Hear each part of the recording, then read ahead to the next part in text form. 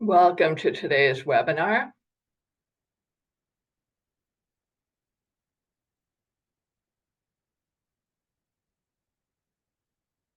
Today we're going to introduce the new tribal sections of the Transit Manager's Toolkit.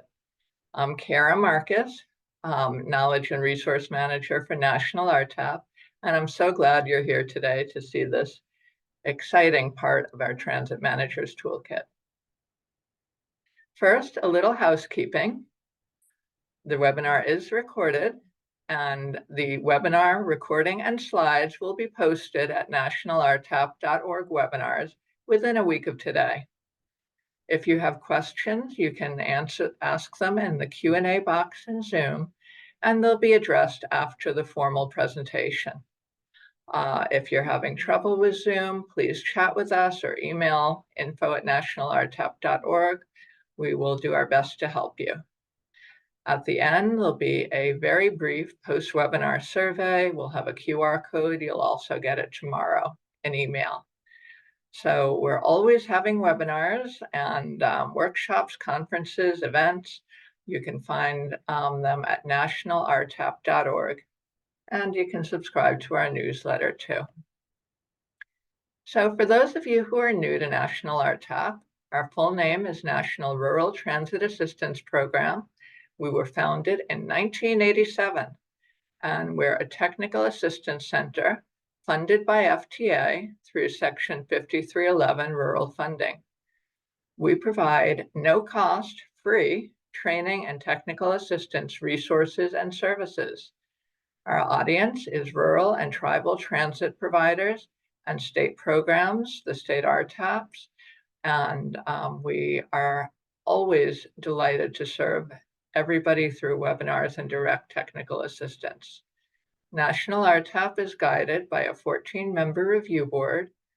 They're composed of state DOT and transit managers, and we meet twice a year to guide what we are going to be providing to all of you.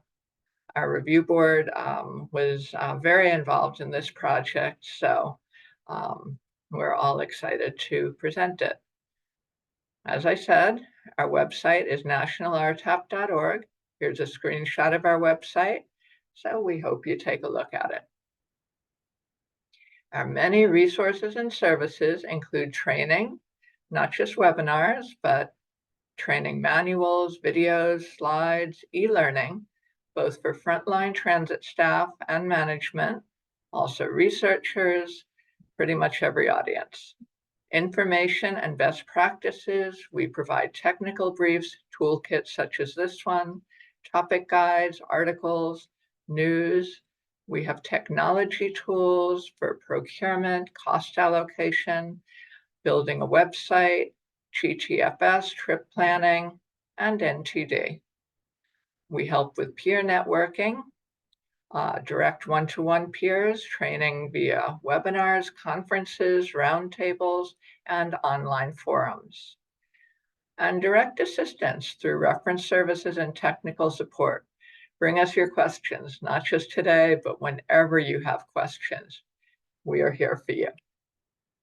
In addition to National RTAP, which has a robust library called Resource Share, National RTAP leads another library that's called TACL. TACL stands for the Transportation Technical Assistance Coordination Library, which is composed of FTA and all of its technical assistance centers. So you can see them here. I'm not going to read them all out, but what's exciting about TACL is it's all about transportation coordination. So, and that includes tribal transit, in addition to all kinds of transit. So now we're getting ready for the presentation, and it is my honor to introduce Amy Hill, the Director of Transit Services from the Muskogee Nation, who will be our featured presenter today. Amy Hill is an enrolled citizen of the Muskogee Nation of Oklahoma. She is of Muskogee, Cherokee, and Yuchi descent. She holds a bachelor's degree in business with a minor in management and has been with the Muskogee Nation Tribal Transportation Program since 2014 and currently serves as their Director of Transit Services. Since joining the staff of the Muskogee Nation Transit Authority, her primary focus has been on administration of the transit program, grant management and reporting, transit safety and compliance, and administration of the drug and alcohol training program. Really a lot, and she does it extraordinarily well. Amy also, if that wasn't enough, currently serves as a secretary for the Oklahoma Transit Association Board of Directors, is a member of the Southern Plains RTAP Steering Committee, and is the secretary of the Oklahoma Tribal Transportation Council. She also has served as a volunteer Tribal Transit Toolkit page reviewer and a member of our reviewing committee. So thank you, Amy. We could not have done this without you and the other reviewers. And thank you for being here today. Thank you, Kara, for the introduction. I'm glad to be here and help in any way that I can. I always try to be of assistance whenever I can to pay back all the mentorship that I've been given. We're very grateful to you, and thank you very, very much. In addition to Amy, we had a really star team who helped us build this tribal section of the Transit Manager's Toolkit, as well as the other pages of this about 330-page toolkit, which I call an encyclopedia. It really has everything you need to run a transit program. So our preparation team, we contracted with the KFH group, and the people who have been involved are listed here. Again, I'm not going to read everybody's name. They subcontracted with Socius Amica. And then we had, as I mentioned in Amy's bio, a team of very talented reviewers from all kinds of tribal and non-tribal transit agencies. And each of them reviewed a page, participated in our focus groups, participated in surveys, and helped us in many other ways. Thank you to all of our reviewers and everybody who has assisted this project. We are very appreciative of all your efforts. So I'm going to give a brief overview, if you're not familiar with it, of the Transit Manager's Toolkit before I turn it over to Amy. It's developed for new rural transit managers, but that doesn't mean if you're a seasoned transit manager, you can't use it. People use it all the time. RTAP managers use it, everybody can use it. But it's primarily for new transit managers because it provides information they will need on day one to ensure their operations are running smoothly and also assures compliance with the federal regulations associated with receiving FTA Section 5311 funding. So there's a lot of regulations, a lot of compliance that needs to be done, and the toolkit includes it all. And as you'll see when Amy does her presentation, there's also a lot that has to be done for tribal transit managers. So the Transit Manager's Toolkit was first launched in 2014. It was updated pretty regularly in 2019, in 2020, and in 2022. So in 2022, we began working on developing tribal pages. We had one page called Engaging with Tribes that we wanted to expand to have a full toolkit's worth of information. And it took 2 years to complete both the Transit Manager's Toolkit and the tribal pages. We finished in March of 2024. There's sort of a long URL here. I'm not going to read it out. When the PowerPoint is posted, you'll be able to click on it. But I'm going to, in the next couple of slides, just sort of tell you a few ways to get to it. Our team developed an outline in 2021. We worked with our Grader Review Board on it. Then we contracted with KFH Group and began working on it in 2022. We selected a review committee that Amy sits on and held the kickoff meeting in 2023. And through the Toolkit preparers and the review committee, the research process included focus group meetings, a survey, one-to-one interviews, and a lot of additional first, second, and third person party research. A lot of research went into this toolkit. Each page was peer reviewed by a tribal transit manager, and some of them, like tribal and non-tribal systems engaging, were also reviewed by a non-tribal transit manager. And as I said before, it was completed and posted on our website in March of 2024. You can find it in a number of ways. If you go to our website, nationalrtap.org, mouse over resources, and then click on Transit Managers Toolkit, you'll get to the full Transit Managers Toolkit. Also on our webpage, at the top right of every page is a search bar. Type in Transit Managers Toolkit, you'll get to it. Or if you go to our resource library and type in the title, contains Transit Managers Toolkit or begins Transit Managers Toolkit, you'll get to it. Any of those, you'll get to it. And an easy way to get just the tribal pages is if you mouse over Tribal Transit, and the last link is Tribal Transit Toolkit. So you can click on that, or once you are within the greater Transit Managers Toolkit, there's left nav and table of contents for the tribal transit sections. So that all being said, we hope we've provided ways to find it easily. If you need help finding it, please contact us at any point. Call us, chat with us, email us at info@nationalrtap.org. We'll get you right to where you need to go. So the purpose, just like the greater Transit Managers Toolkit, is developed to give new tribal transit managers the information they will need on day one to assure that their transit organizations are operating efficiently and effectively.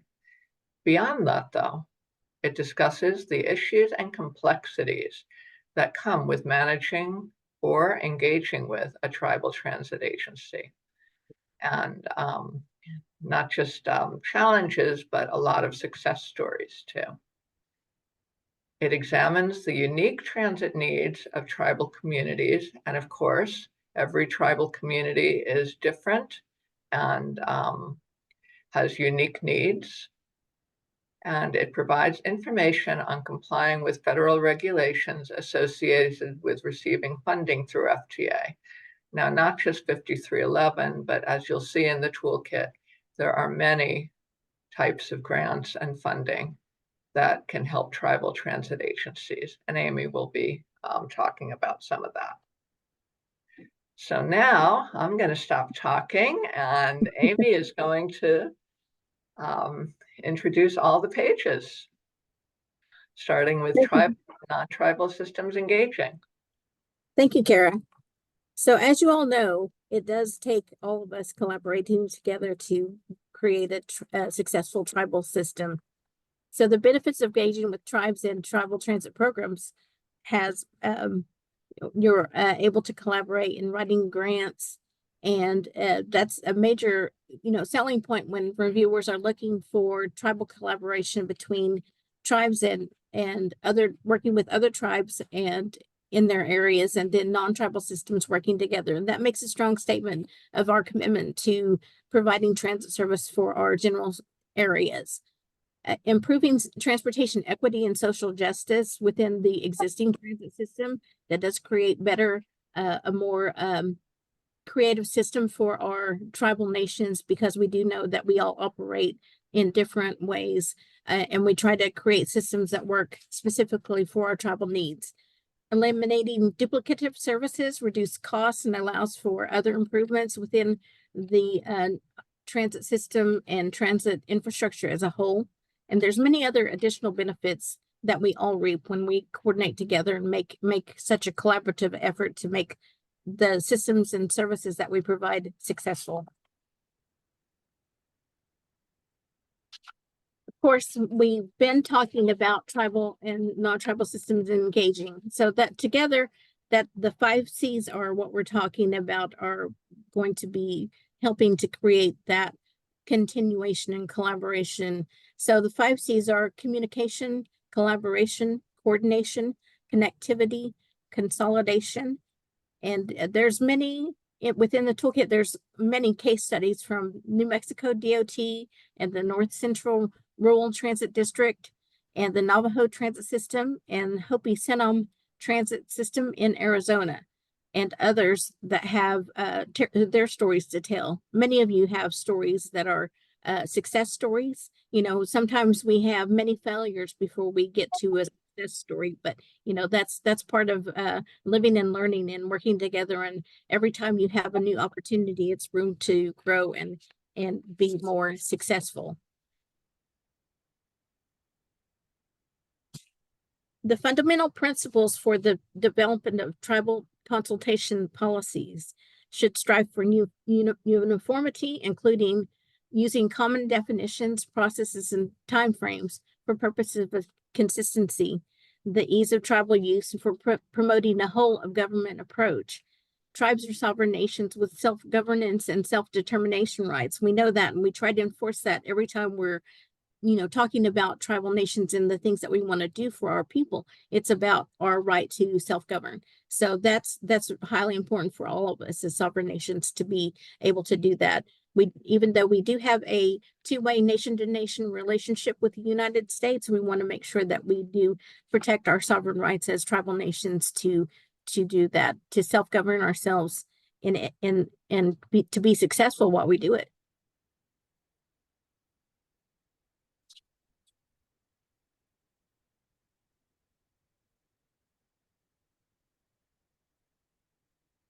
These are a series of definitions. If you're not sure what I'm talking about, some of you may be new to transit in general, or just learning more about tribal nations. I know sometimes we have people on the webinars that are looking to learn to work with tribes. So that is, tribal sovereignty is just basically the right for tribes to govern ourselves.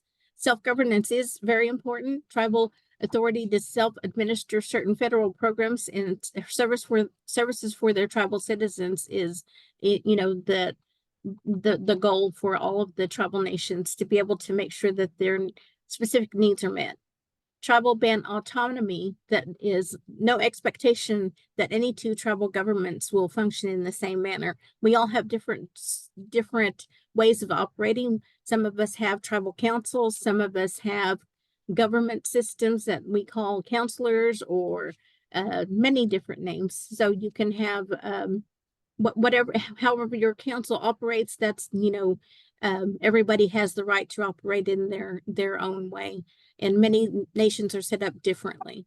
But we do have a government-to-government relationship between federally recognized tribes in the United States, and that they're working together and recognized as being sovereign governments. Tribal treaties, they contain substantive federal law of equal importance to other federal laws and obligations. We've had to, everybody kind of studies about Indian public law and all of those things, because we need to understand the relationship, and the Tribal Toolkit helps you understand some of those things. It's a very robust section on tribal sovereignty. So that's I was very impressed when I read all of it, because they did include everything that I thought should be important. Tribal employment rights ordinances, the sovereignty-based legislation enacted by a tribal government, that we can employ our own tribal citizens and make sure that that is a primary focus for, when we're receiving federal monies, we do want to utilize a lot of those to be able to employ our own tribal citizens so that we can move our nations forward.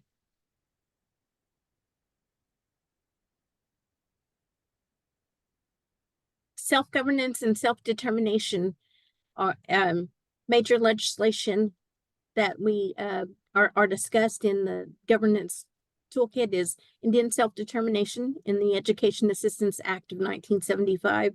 I think if you were in school during the 1970s, you got to see some of the grassroots programs of that, the installation of JOM programs and a lot of different things within Indian country that I'm a product of, and many of you probably are too. And some of those programs are still in existence and helping students learn and empower students to understand the vital importance of education and all of those types of things. So we see those programs being utilized within our nations, and that's part of our tribal self-governance. So this Tribal Self-Governance Act of 1994, so there have been changes over the years, and they are practical reforms and other goals to reinforce the effectiveness of self-governance and self-determination for Indian tribes.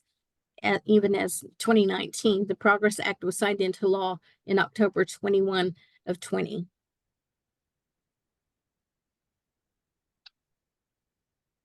A lot of you know about the funding available out there. This is kind of a tiered program, a slide that shows you the U.S. Department of Transportation and all of the programs that fall underneath it. And then, of course, there's a newly expanded Office of Tribal Transit Self-Governance. The self-governance program is fairly new. We have within Oklahoma only 2 tribes that are currently self-governance compact tribes. That's Cherokee Nation was the first, and they've been very successful. They've had some hiccups along the way because it is a new program, and it's everybody is kind of learning to work together. That collaboration and coordination is people are learning how to change up the way they're thinking about how we're spending our monies, the monies that are awarded to tribal nations. So there's a lot of money out there. If you haven't ever applied for any of the funding, then these would be your go-to. So I would make sure that when you review this slideshow later, that you are kind of highlighting this page so that you can go back to and use it as a reference for whenever you're wanting to seek additional funding. And this is just a slide that tells you all of those people underneath that DOT umbrella and all of those agencies that were in there. So Federal Transit Administration, FTA, is the one that we go to primarily for our 5311 funding to help with our tribal operations for our transit system. BIA, the Tribal Transportation Program, also is there to assist. Many of us have both programs running either consecutively or autonomously of each other, but it's basically the same funding. So the Tribal Transportation Self-Governance Program, like I said, is fairly new, and Milo Booth in the Office of Self-Governance is the one that you would contact, and we can find his information or plug it into the chat later. But there's a lot of resources out there. Indian Health Services, Medicaid, if you're not currently getting Medicaid assistance for non-emergency medical treatment, there are mechanisms for us to do that. The Veterans Administration also is a resource. We all have, the veterans population, they're always talking about our Native Americans consist of a large contingency of the veteran population, and we want to make sure that our Native American veterans are served. So that's a resource for money when you're trying to get veterans to and from veterans medical appointments and to the hospital or any of the services that are provided by the Veterans Administration. There's state and additional programs and funding, and there's this section also includes funding case studies so that you can review some of those and get some ideas about how to use some of that funding or to reach out for resources.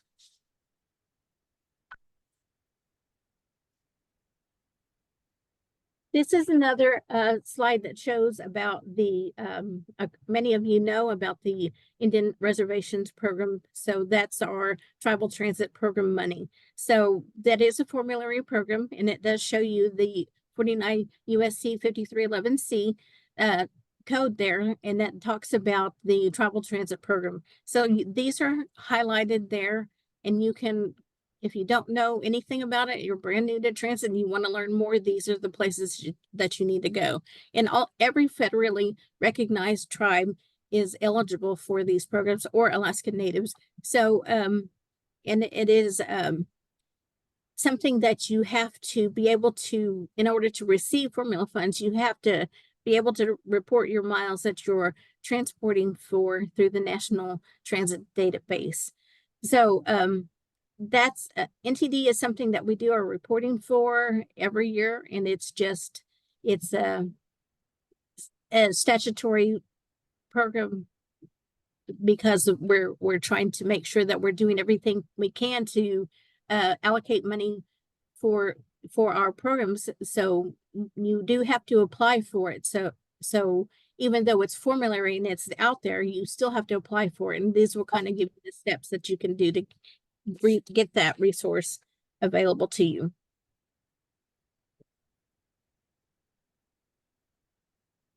So operations and planning is a key to a lot of the money that we receive. So, you know, there's operations management models that are highlighted within the toolkit. So they're talking about turnkey, executive employment, full-time employment, if you're going to use service contracts, or how you're going to provide the service out, that you're going to get your service out the door to your clientele, your ridership. And you know, there's a lot of different models out there for how to do the service that we do. You know, our transit systems don't look exactly the same in all different areas because we do have different land areas, we do have different populations, we do have different needs within different tribal communities. So they're not all the same. We're not a cookie cutter type thing. So this is a good resource for you to look at case studies of how other tribes are providing service, because that will give you an idea of how to start a new program or do a pilot project or something new that you've never thought about. There's things out there and tips for you that you can help build service and be more strategic about how you utilize your funding. The driver recruitment section, there's training available and strategies for retention. You know, one of the biggest challenges we have nationwide is driver shortages across the board, and that's always a challenge. I'm so thankful to have the resources there for training new drivers. And, you know, we don't have to reinvent the wheel each time. We have that online option available, so we should utilize it to the best of our ability to make sure that everyone is receiving training that is necessary to be a transit driver. You know, the wheelchair securement and all of those passenger securement strategies for success are all there. So there's training on through the National RTAP. There's a Native Learning Center, National Transportation in Indian Country. That is actually the conference is actually going to be in Oklahoma this year, and that will be in August, and it's going to be in Durant at the Choctaw Nation Casino and Resort. So if you haven't made plans yet to be in Oklahoma, I would certainly do that, because there will be a lot of resources and a lot of people there that you can meet and to connect with and help you. You know, our leaders in the industries are there to help you and build a better program. Or if you don't understand something, they are more than welcome to sit down with you and answer questions. And, you know, it's something that we all have to do. You know, sometimes we're not the expert in any field. We're all wearing multiple hats. So, you know, we do need to look to the experts in those areas whenever we can, so that we can pick their brains. And sometimes some of those times, the conferences and National RTAP conferences are times to do that networking and find out who has the answers that you need, or has done something that you haven't thought of, and they'll be there to help you, guide you through that process. Safety and security and emergency management, those are things that we have to learn about. Working with FEMA is a whole nother beast if you've ever had to do that. So the reporting requirements are pretty technical. So there's resources within the toolkit for that.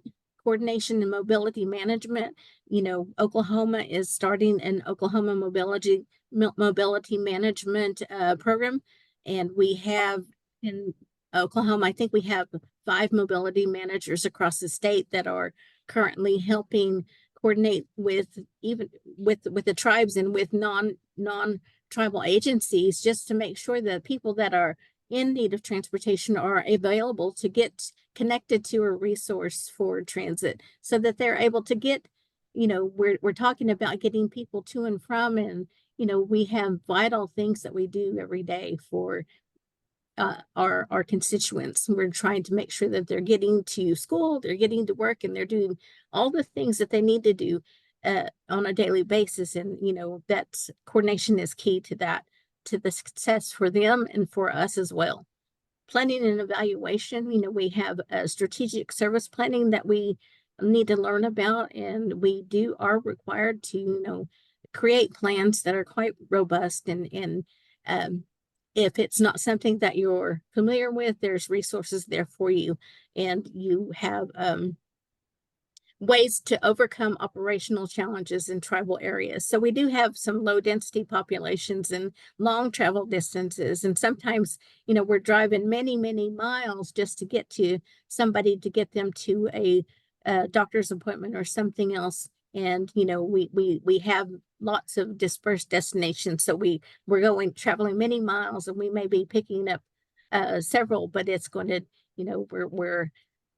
we're traveling more miles than, like, say, an in-town provider. So we've got lots of different challenges within our tribal nations because of some of the distances that we travel.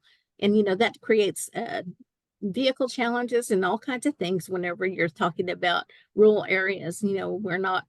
Sometimes we're not driving on paved streets, we're driving on rutted up country roads. And, that's something that affects your vehicles and a lot of different things. So we do have challenges that some of the in-town or inner city providers don't have.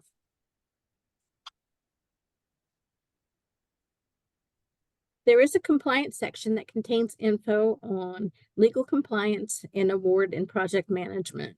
It's one thing to be awarded the money. We still have to make sure that we are doing everything that we need to do to make sure that we're managing the projects that we're awarded for in a responsible manner. So there are financial management sections and sections that discuss the National Transit Database, transit asset management. NTI also has courses. So there's lots of different resources out there, but we're highlighting the things that are available through National RTAP today. So satisfactory continuing control, maintenance, charter service. Some of these things may not apply to you, but they're there. You may not need it now, but you may need it in 5 years. So procurement, ways for us to be responsible when we're buying vehicles or new vehicles, or maybe we need to have a maintenance facility built, or whatever you need to do to improve your program.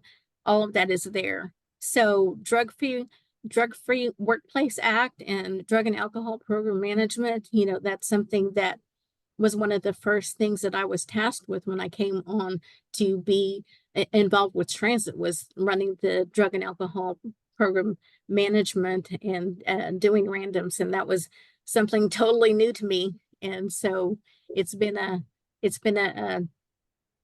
challenge, trying to make sure that we're doing everything we can, because, the regulatory compliance is something that is important for transit, because, we need to make sure that we're doing everything we can to protect the integrity of our traveling public and the people that are riding with us. So transit compliance is something that is very vital importance. So I'm glad to see that these things are readily available within the toolkit to make it simplified for everybody.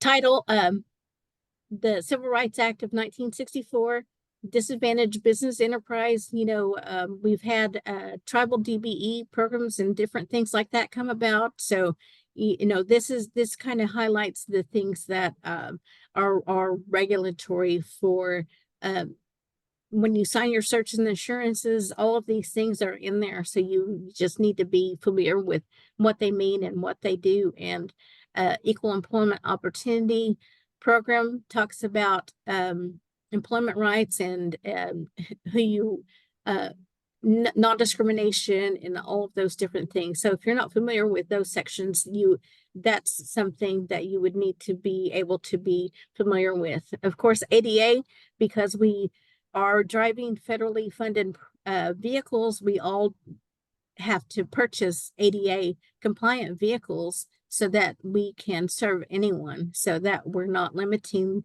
people's ability to move about.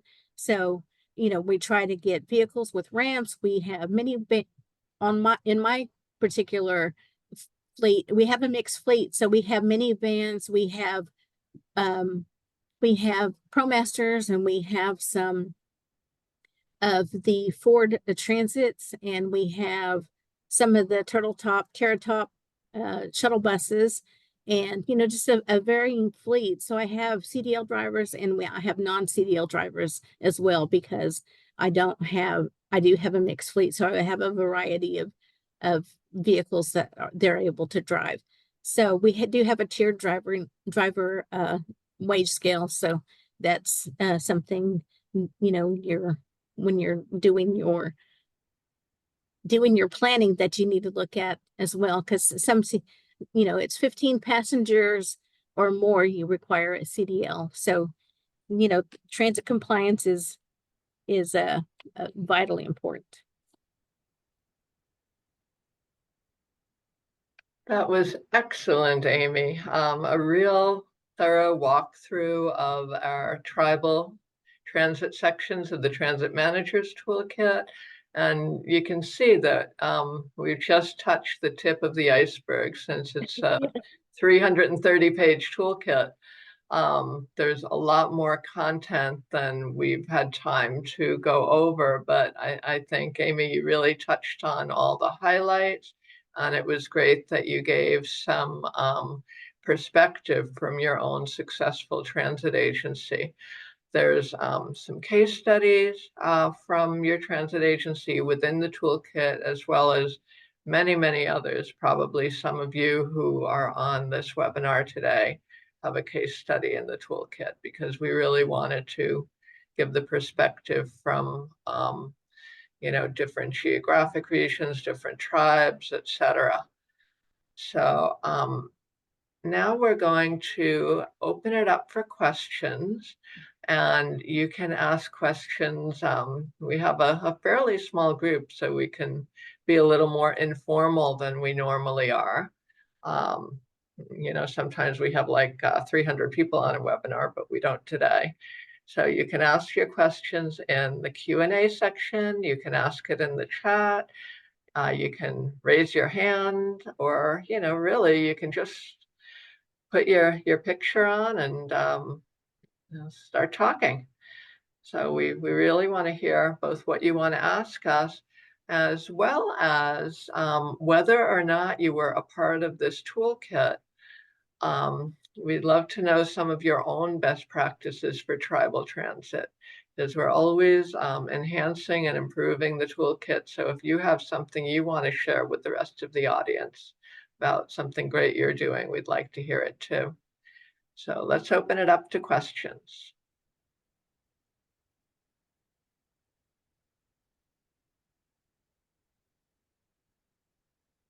Can you put in the chat if you're new to transit, or if you feel like you're a seasoned veteran?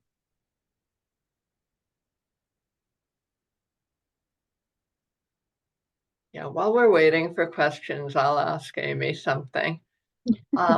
Okay, since you've worked on the toolkit, have you used it for anything, and what have been sort of the sections you've really found helpful?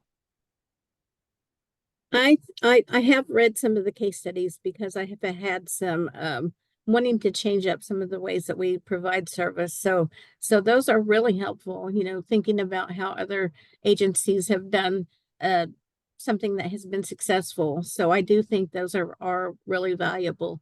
And we, within the Oklahoma tribes, we do work together and collaborate pretty effectively. So we talk to each other all the time. So I think that's one of the things that is beneficial, is when you, like, say, are going to national RTAP, or at one of the other conferences to make sure that you're networking and you can talk to and found out what size transit agency is out there so that they can be trying to think of transit in new ways. Hi, Sophie. We've gotten quite a few questions now. The first one is, if somebody is new to transit, where would they start in the toolkit? I think they probably start with the operations and planning pages just to see what they'll have to do. And then if they don't have funding, they should certainly go to those pages and see how to obtain funding, and you can't do anything without the funding. Amy, do you want to add to that? Oh, I'm sorry. I was reading some of the chats. Well, if somebody's new to transit, how would they get something out of the toolkit? Oh, you know, one of the first things that I had to do whenever I came over to transit was just to make sure that I was understanding everything. So National RTAP was one of the first resources that I just opened and read everything. It's just trying to, because there's so much there, so much information, and it's just like picking a section and going through and trying to figure out how that applies to your organization. So I think there's all of the sections are beneficial, and it's just sometimes you do have to do that. Just try to pick a section and go through it a little at a time. And then of course the training, just doing the trainings that are available. Those are one of the first things that I did as well. Just go through the sections and try to complete as much as the trainings that I could so that I could be knowledgeable about some of the things that I needed to know about and be more secure in what I was learning about. There's a lot of information on the FTA website as well, but sometimes when you're looking at that, it gets overwhelming. So I think National RTAP does a really good job about breaking it down and making sure that it is in understandable terms that are relatable. Thank you, Amy. And we got another question about somebody who is helping tribes with funding. And how would somebody who's in that role use the toolkit? Well, certainly, looking at all the pages to see what funding is available, and probably looking at the case studies. National RTAP could even put somebody in touch, if both parties are amenable, who has already gotten specific funding, to see, how they did it. We also have in the main part of the Transit Manager's Toolkit sections about grant writing. And Johnny, you raised your hand. Do you want to ask your question with voice? I'll allow you to talk. You're unmuted if you want to say something, Johnny. Yes, I had a question for Amy. Amy, I am in Nebraska. We border two separate reservations. What is your advice for people starting out to really kind of break the ice, be able to do introductions, and with non-tribal, hoping to work with tribal agencies or government? I would have a centralized meeting and invite everybody to come. And when you're inviting tribal nations, we all love to eat. So part of our fellowships, Native fellowships, always include a meal. So I would do something like that. That would be customary. So inviting somebody to come and join a session and have a discussion. And then of course, everybody loves it when there's goodies to eat. So that is historically one of the best ways to get anybody to a meeting. It was like, come and visit with us and we'll feed you at the end. I did myself. Yes. Food always seems to attract. Thank you, Amy. Yeah. That's a great suggestion, and we'll be right there with you, Amy, when you're ready to host us. Okay, so another person has worked for 9 years as a tribal transit manager, so that's not a brand new tribal transit manager, but for somebody who's been working for a while, what sections of the toolkit do you think would be most helpful for them?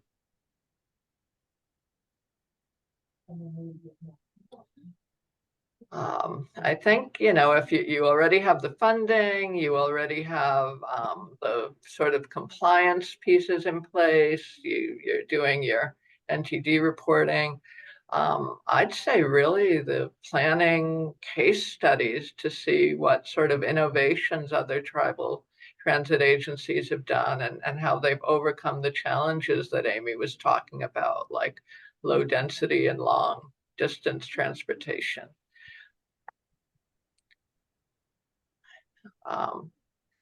Okay, the next, did you want to add to that, Amy?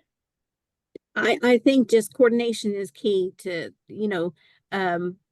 tribal nations have a lot of different departments that they have within their own nations, so that communication is the key when you're doing a new type of service or any trying to expand any project. So that I think that coordination is key. And then if you have partner agencies within your own tribal nations, like say you have a social services department and different things that may have they may have funding and they may have programs that they're trying to get transportation for their clientele for. So, coordinating together is probably a really good way to start having conversations and talking about what the needs are within your nation.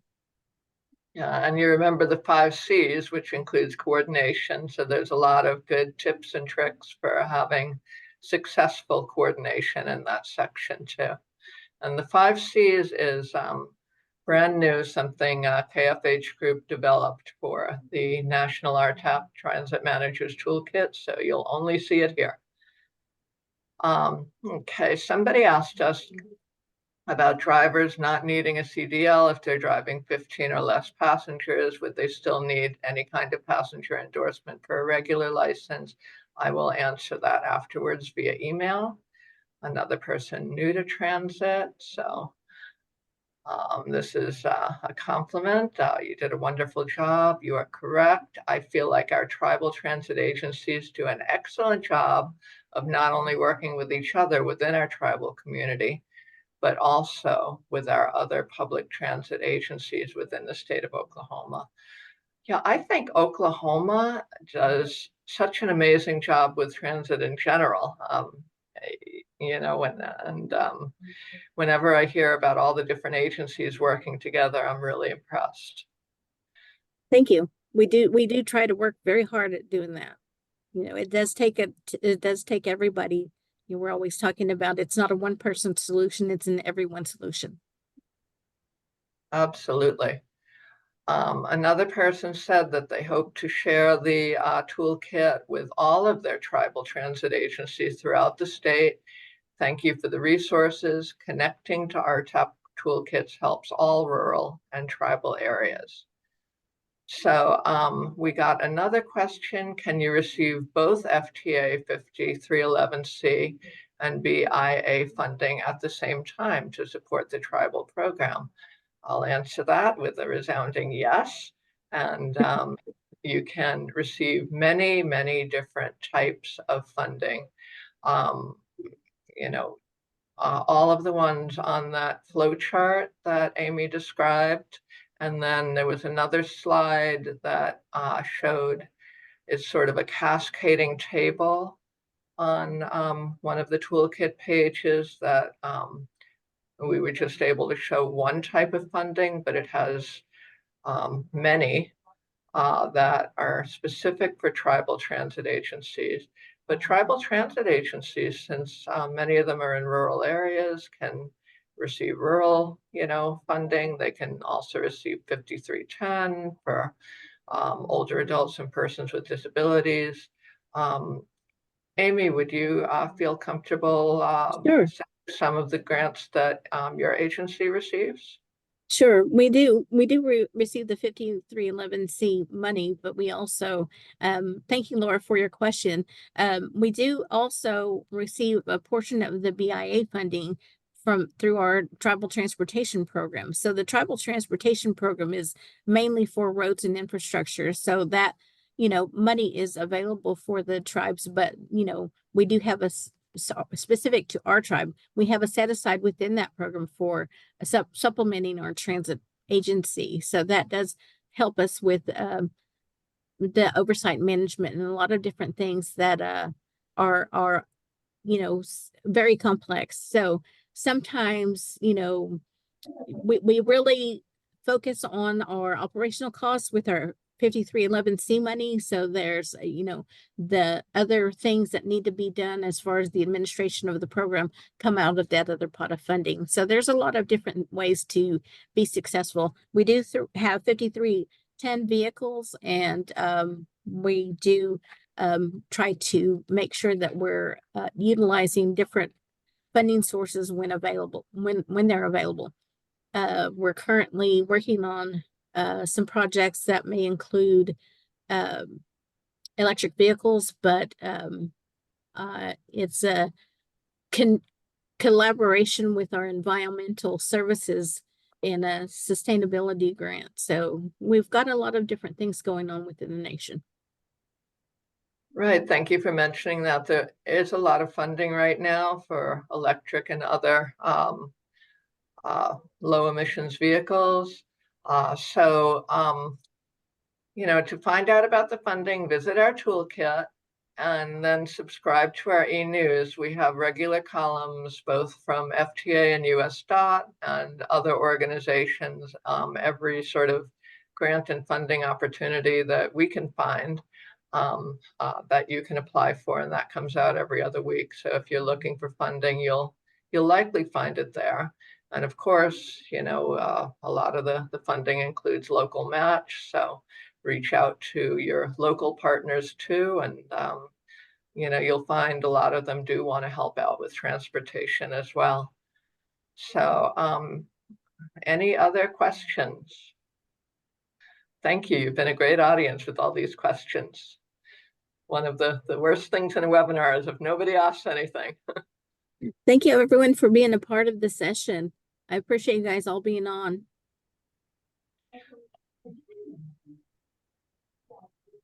And thank you so much, Amy, for all your insight and all of your help with the toolkit.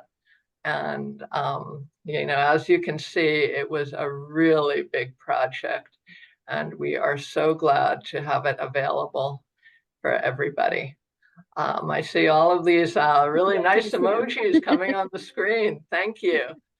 All right, so you'll see our website. You see, if you have a phone, you can take the survey now. We'd really like your information, feedback on this webinar, ideas for future webinars. You can contact us on our website through chat, by email at info@nationalrtap.org, and by phone at 888-589-6821. Monday through Friday, 9 a.m. to 5 p.m. Eastern time. And if you call after hours, just leave a message. We really, really want to help you. So toolkits are never finished. So if you have anything you want to see or give for the toolkit, just let us know.